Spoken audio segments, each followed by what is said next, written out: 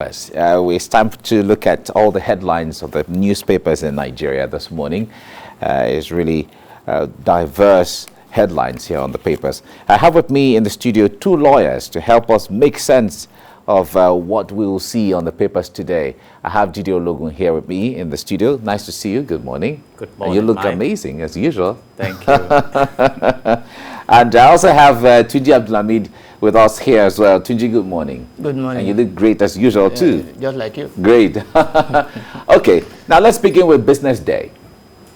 Business Day says petrol to 250 naira a litre without subsidy, boom for gas vehicles. Petrol to reach 250 naira a litre without subsidy, and then that will be boom for gas vehicles. I will talk about this as we open discussions shortly. From there, let's go to the Blueprint newspaper. Blueprint says CJN to Josun, that's the Judiciary Union, you know, the union staff there. Why I can't persuade governors on financial autonomy. Why I can't persuade governors on financial autonomy. Strike cripples court activities nationwide. Governors must implement Executive Order 10. Judicial workers are saying this. And ASUP explains polytechnics shut down. So we have the judiciary, schools, and medical doctors, all on strike almost at the same time. All right, let's move to Daily Times. Daily Times now says Baba replaces Adamu as acting IGP. Baba replaces Adamu as acting IGP. Okay, that's Daily Times. Now News Direct is next. News Direct says why Buhari removed IGP Adamu, as the minister is saying this, appoints Baba as acting IGP. Okay, the Minister of Police Affairs is trying to give some explanations here, and that's the News Direct. From there, let's go to Daily Trust. Daily Trust is saying after Daily Trust story, Buhari fires IGP Adamu over poor management, escalating insecurity. Lawyers plan fresh suit, and ex-AIG set agenda for new IGP. And president can hire and fire. Meet new police helmsman. Okay, all of these on the front page of the Daily Trust. Now let's go to the Vanguard newspaper. Vanguard newspaper says anarchy worsens in Imo. Another police station burned. Detainees freed. 3 police vehicles burned. There's no hiding place for IPOB members, says immediate past IGP. Hoodlums are cowards. Resist them. Oshibajo advises Imolites. The Masab accuses federal government of sponsoring attacks in southeast. 1 killed, 36 vehicles burned, 68 detainees escaped. Imo CP saying this as the commissioner of police there. Attack plot to destabilize the southeast. Hirua, an organization, is saying there's a federal government to pardon escaped inmates who returned voluntarily. Aribushala, as the Minister of Interior, saying this. Defend yourselves, Uzodima tells policemen. All right. That's on the Vanguard. The Guardian newspaper is next. Guardian says, again, government raised police station after VP sacked IGP visited sacked IGP visited Imo. Buhari appoints Usman Baba acting IGP from the UK.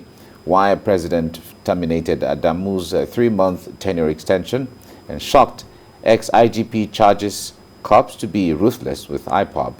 And Buhari making things difficult for Ndibu, says Ohaneze. Right, all of those opinion and stuff there on the front page of The Guardian. Okay, let's move further now to the Punch newspaper. Punch says panic as bombs hit gunmen's hideout. Federal government goes after IPOB. Further, fighter jet, ground troops storm Akwa Ibom forests, pound hoodlums den. Be ruthless, unleash weapons against IPOB. Ex-IG tells police personnel. Bombardment, big relief. We were given advance notice. Resident saying this. Okay, that's on the Punch newspaper. The Nation is next. The Nation says 8 killed, 11 kidnapped in Osun, Ondo, Kaduna.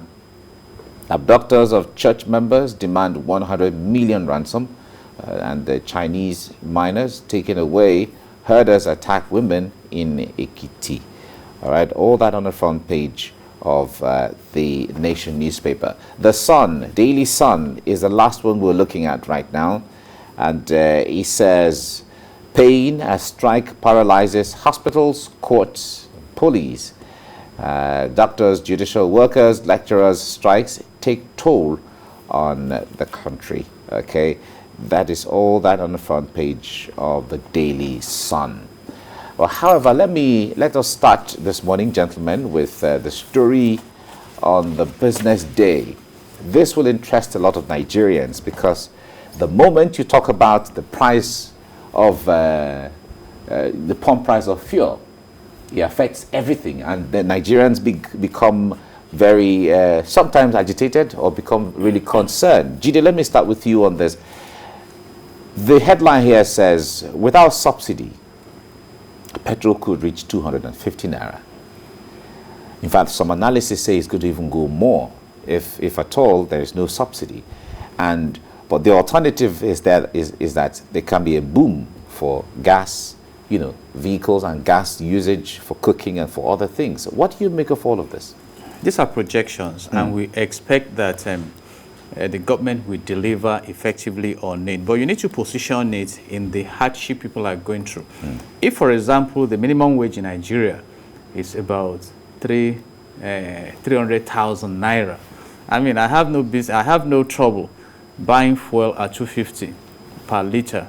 All right, but in a country where you have 30,000 naira as minimum wage, that some are even struggling to pay, in a country where the inflation rate is about 17%, in a country with a very high rating of poverty, the capital of poverty in the world, and you must be worried, particularly when we have not succeeded in reviving our refineries, because we need to look at why we are even discussing subsidy. We need to look at why we are even producing at a high rate. And it has to do with bringing wisdom into governance. And, one of the things we studied in school is that you locate your business to closeness to raw materials. We have the resources. Raw materials. We have the raw materials. And every time the government increases the pump price of PMS, they make promises to liberate the downstream, to make life better for the people. But look at the impact on the society. You link it up with the bad roads we have and everything. But some of us are hopeful that somewhere along the line, we begin to enjoy the sensitivity to the plight of the people. Do you know that right now, His Excellency Professor Ben Ayade, the governor of Cross River State, has brought into brand new aircrafts to attend to the high rate of flight fares in Nigeria and to boost the tourism capacity of Cross River State. And these are the kind of things we want. And what came to my mind was the fact that the nation spent 2 billion naira at least on designing and launching Nigeria Air logo, which was never delivered upon. We need to move forward and see how we can make life easy and energize the economy. Okay. I'd like us to talk about the judiciary strike, the judiciary worker strike. But before we go on, let me make Tunji comment on this, projection that we have here. Now, the issue of refineries, all Nigerians, in fact, it seems the whole of West Africa is waiting for the almighty Dangote refinery that is, waiting to take off, at least in less than about a year or about a year thereabout. When that comes on stream, we've heard government officials, even those in the Ministry of Petroleum, say that it's going to, on finance, say that it's going to bring a lot of relief for Nigeria when it comes to all of the back and forth in the oil industry. What do you make of this? Time will tell whether it will bring a lot of relief, because I know Mr. Dangote that I know, or Alhaji Dangote that I know, is a businessman, and he's not here to do... He's not a Father Christmas. So he will sell based on what he's producing. And you see, when you place the hands of a country, or the major resources of the country in the hands of one person, you are creating a doom for the country. I am not in support of waiting for Dangote. I am not in support of that at all. Let government intensify efforts to ensure that our refineries are working. When we have our but when it comes to effectiveness, we've seen the 4 refineries we have where there is even the debate about releasing over $1 billion to refurbish one of the refineries, and Nigerians are talking about it. So if we have a competent private sector who is investing in there to ensure efficiency, wouldn't that be a good thing? That particular private sector is what is giving me concern. It should not be one person. Yeah, but if we're liberating it, if we're allowing Dangote to also... Recall that licenses were given for modular refineries to so many different Nigerians. With so many obstacles.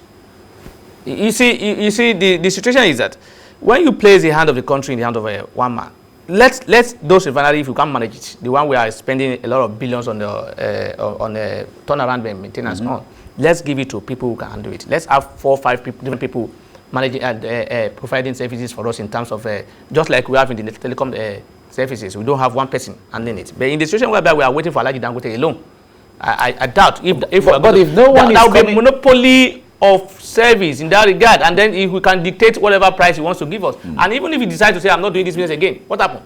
You see, the government should just learn, and in fact, if it will require that government will continue to pay subsidy to ensure that the price of the fares are very, very comfortable for the people to buy. But I will not be, because if you fail to do your job, it is obvious that the continuous payment of subsidy is not benefiting Nigerians. Only a few persons benefit from that subsidy.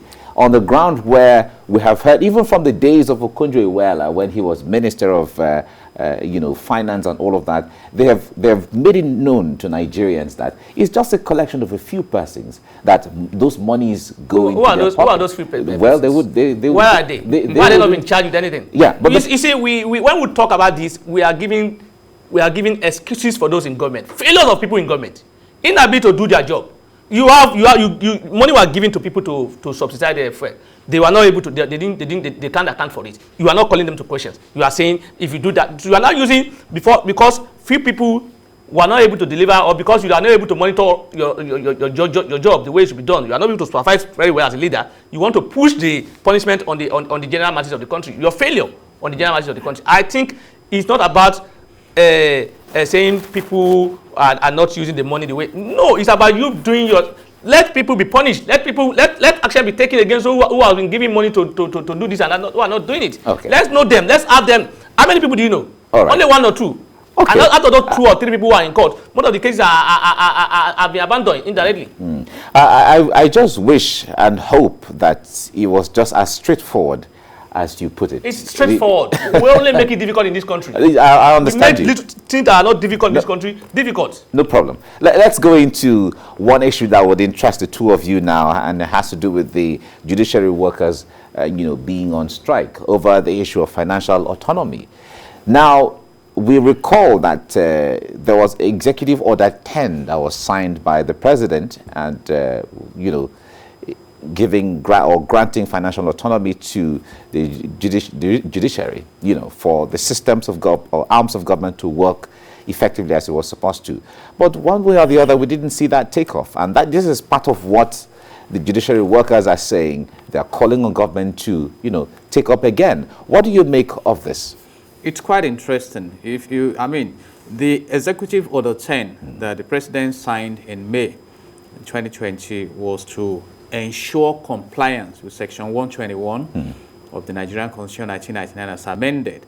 And the governors came up to say there were some gray areas, which probably by now they have not been able to resolve. So as we speak, there is non-compliance with the Order 10 of the president. And I think that is an indictment. You see, we should come to the level when we have respect for the rule of law. And don't forget, we have 3 arms of government. So when you have an arm having the truth in the hands of another, you can manipulate. And you now begin to ask yourself some questions. What quality of result should we expect from that region? Because one of the intentions of the financial autonomy is to empower the judiciary, build structures, be able to run fluently. And lawyers will tell you, some of them, what they go through in dealing with the infrastructural architecture of that arm of government. And if the workers are going on strike, in HR, strike is the last resort. And that means that we have been insensitive to their demands. And I'm impressed that lawyers are asking and begging, don't go on strike. But we are dealing with symptoms. We should deal with foundational issues.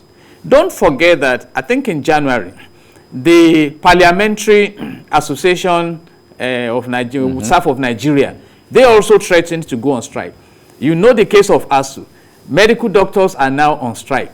Polytechnic lecturers are on strike. So when do we begin to ensure that we set the foundation for effectiveness? It's a very simple thing. Let's visit the foundation. We are talking now about what you mentioned. $1.5 billion has been approved, signed. The contract has been signed for the turnaround of epileptic refineries.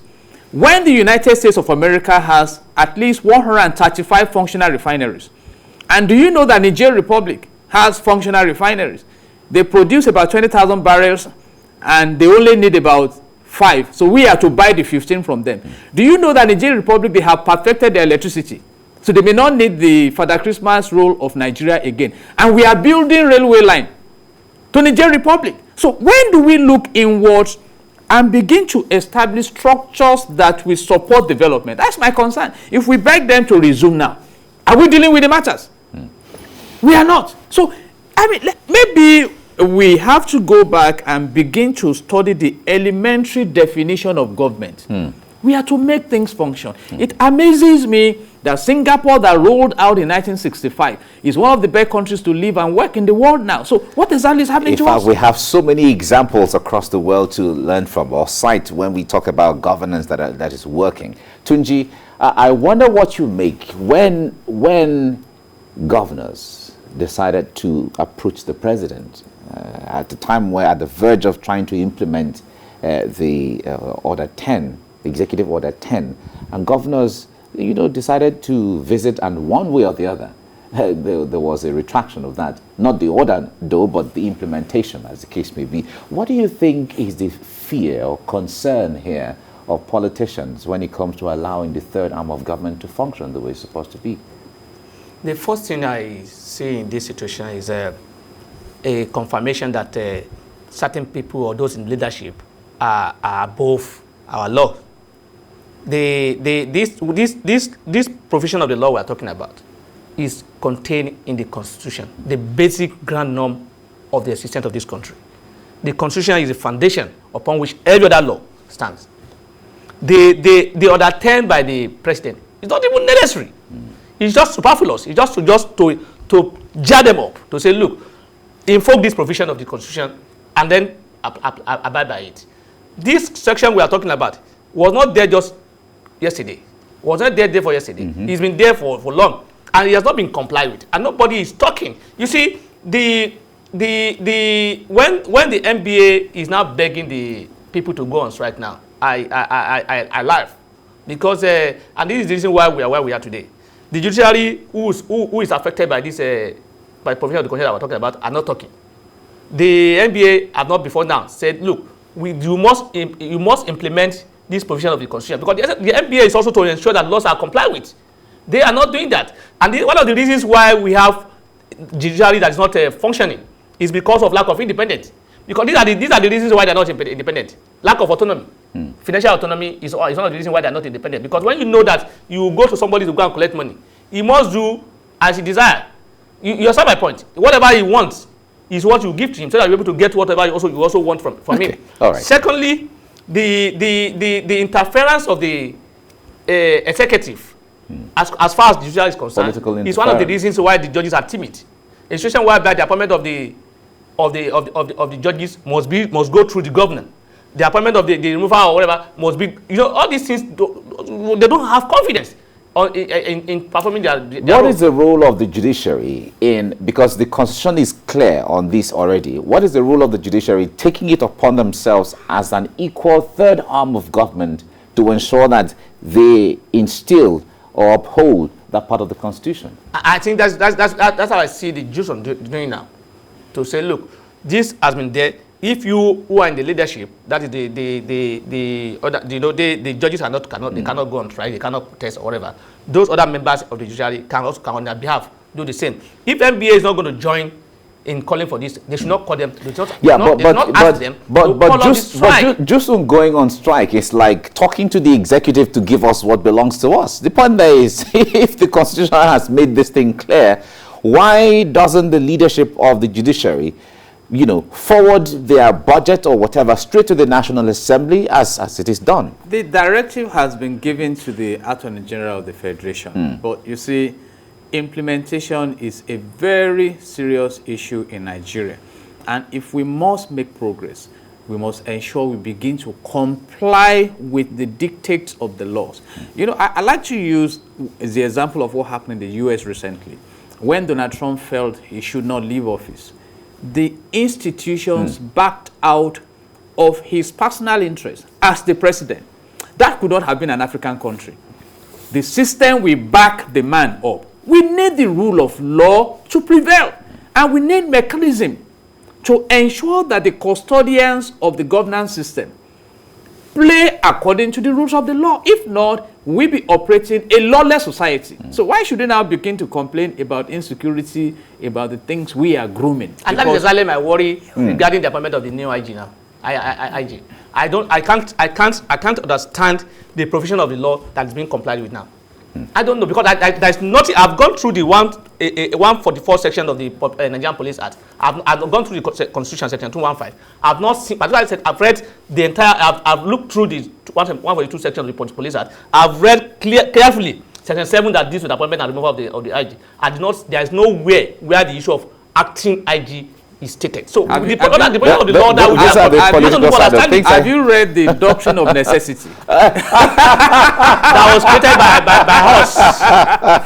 The doctrine of necessity, when everything doesn't go the way the doctrine of this is why I'm saying this, because this is the reason. This is one of the reasons why we are, because we don't follow the law and we do things in line with our arms and practices. Yeah, that is also likened to the issue of caretaker committees in local governments and all of that. So we'll talk about this more as we get along. I guess one way or the other, Nigeria will learn how to ensure that democracy works. Thank you very much, Tunji Abdulhamid, for coming on the program. Thank you very much. Thank you. Jide Logun, thank you very much. God bless Nigeria. Thank you, and God bless you too. God bless Nigeria.